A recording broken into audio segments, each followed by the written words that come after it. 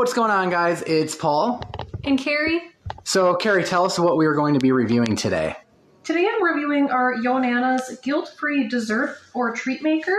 And this is a fun, small appliance that anybody can use. It's very easy to operate. And first I'd like to show you how to assemble it and disassemble it. So right now, since I used it last night, I just took the pieces out of the dishwasher.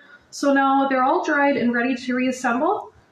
And all of these pieces shown here are dishwasher safe, so very simple and easy to clean. So you'd want to start with these two pieces. And this part actually says this side up, so you don't have to really question on where it goes. It just goes right in here inside that black circular piece. And then from there, this part just presses into here.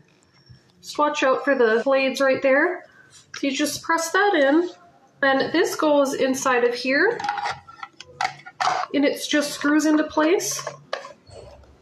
So then now we're ready to put this part on the base.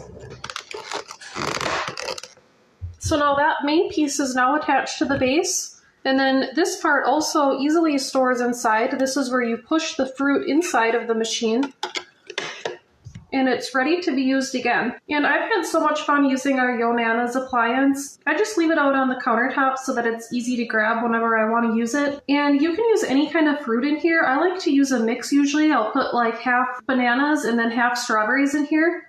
But you can really customize it with whatever fruit you like to make an ice cream-like consistency. And if you want to use bananas, you can put dark chocolate in there or really any sort of mix-ins that you want. You would just want to put slightly de-thawed fruit in here that has been previously frozen. And then just put about 2-inch size pieces right down the chute on the top.